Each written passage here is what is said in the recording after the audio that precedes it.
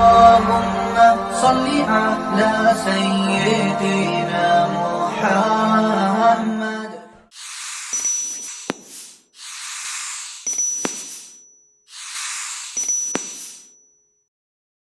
ایک آدمی گزرا ہے، اس کا نام تھا قیس. قیس کہتے ہیں عقل مند کو.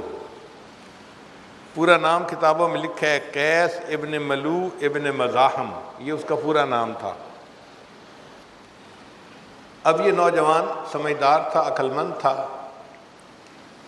لیکن یہ اپنی چچا زاد بہن کے اوپر عاشق ہو گیا. اور وہ چچا زاد بہن بھی کیا تھی؟ رنگ کی کالی تھی، اور کالی ہونے کی وجہ سے اس کا نام ماں باپ نے لیلا رکھا تھا. لیلا بنت مہدی ابن سعد، کزن تھے دونوں آپس میں. اب اس بندے کی محبت کے تذکرے گاؤں سے نکل کے شہروں تک پھیلے. تو ایک مرتبہ باپ نے کہا کہ قیس، تیری بدنامی کی وجہ سے مجھے بہت ذلت اٹھانی پڑتی ہے. تو کیا ایک لڑکی کے پیچھے لگ گیا ہے اور تو نے خاندان کی عزت کو دھبا لگا دیا. چل میرے ساتھ حرم میں اور چل کے اس محبت سے توبہ کر. تو یہ قیس اپنے باپ کے ساتھ حرم میں چلا گیا. بیت اللہ کے پاس پہنچ کے والد نے کہا کہ توبہ کر اس محبت سے. تو اس نے غلاف کعبہ کو پکڑ کے ایک شعر پڑھا، الہی تبت من کل المعاصی، الہی تبت من کل المعاصی ولیکن حب لیلا لا اتوب. اے اللہ، ہر گناہ سے میں توبہ کرتا ہوں، لیلا کی محبت سے توبہ نہیں کرتا. اب جب اس نے یہ الفاظ کہے تو اس کے والد نے غصے سے اس کی طرف دیکھا، یہ کیا بدتمیزی ہے، میں لے کے آیا ہوں کہ توبہ کر اور یہ کہتا ہے کہ ولیکن حب لیلا لا اتوب. تو سمجھدار تو تھا ہی صحیح. اس نے جب دیکھا کہ والد نے خفا ہو کے دیکھا ہے تو اگلا شعر پڑھا، الہی لا تسلبنی حبہا ابدا. اے اللہ، اس لیلا کی محبت کبھی میرے دل سے سلب نہ کرنا. وَيَرْحَمَ اللَّهُ عَبْدًا قَالَ آمِينَ، اور جو میری دعا پر آمین کہہ دے اللہ اس بندے کے گناہوں کو بھی معاف کر دے.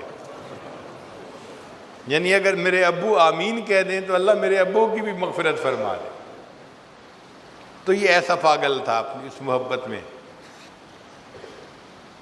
جب سیدنا حسن رضی اللہ تعالیٰ عنہ نے سیدنا امیر معاویہ رضی اللہ عنہ سے صلح کر لی اور حکومت کے معاملے میں ان کے حق میں دستبردار ہو گئے، تو حسن رضی اللہ عنہ بہت خوش تھے کہ میں نے حکومت ان کے سپرد کر دی جو اس کے زیادہ اہل تھے.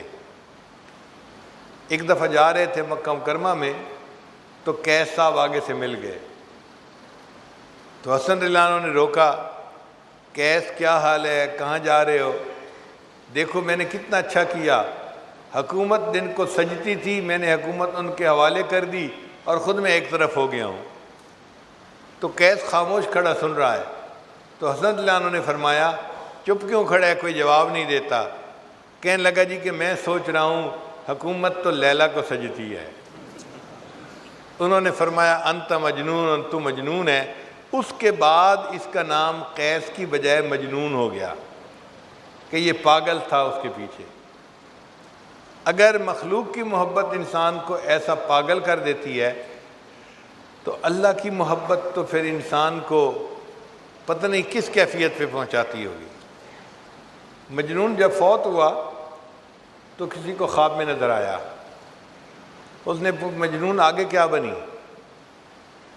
کہنے لگا کہ اللہ نے میری مغفرت فرما دی اور مجھے فرمایا کہ میں نے تجھے نمونے کے طور پہ رکھ لیا ہے، میں قیامت کے دن اپنے سے محبت کرنے والوں کو تیرا نمونہ پیش کروں گا کہ دیکھو اگر مخلوق کی محبت میں یہ بندہ اتنا پاگل ہو سکتا ہے، اے میرے بندوں کلمہ پڑھنے والوں، تم نے مجھ سے محبت کیوں نہ ایسی کی؟ مولانا روم رحمۃ اللہ علیہ فرماتے ہیں عشق مولا کہ کمز لیلا بود گوئے گشتن بہر او اولا بود، کہ لوگوں کیا مولا کا عشق لیلا کے عشق سے بھی کیا گزرا ہے کہ مجنون تو لیلا سے اتنی محبت کرے اور ہم بندے ہو کہ اپنی اللہ سے محبت نہیں کر پاتے؟ ایک حاکم میں وقت تھا، اس نے لیلا مجنون کی باتیں سنی تو اس کو خیال آیا کہ پتہ نہیں یہ لیلا کتنی حور پری ہوگی کہ مجنون اس کے پیچھے اتنا دیوانہ بنا ہے۔ اس نے پولیس کو کہا کہ لیلا کو میرے سامنے لاؤ، میں دیکھو تو صحیح۔ اب جب لیلا آئی تو وہ تو ایک عام سی لڑکی تھی کالے رنگ کی، تو بادشاہ نے اسے کہا الدگر خوباں تو افزوں نیستی، اے لیلا دوسری خوبصورت عورتوں سے کوئی بڑھ کر تو حسین نہیں ہے، گفت خاموش چوں تو مجنوں نیستی۔ اس نے جواب دیا خاموش رہو اس لیے کہ تیرے پاس مجنوں کی آنکھ نہیں ہے، اگر تو مجنوں کی آنکھ سے مجھے دیکھتا تو دنیا میں مجھ سے زیادہ خوبصورت تجھے کوئی نظر نہ آتا۔ اللہ بھی ہمیں ایسی آنکھ عطا فرما دے کہ جو ہم اپنے خالق اور مالک کو ایسی محبت کی نظر سے دیکھیں کہ وہ ہمارا محبوب حقیقی بن جائے۔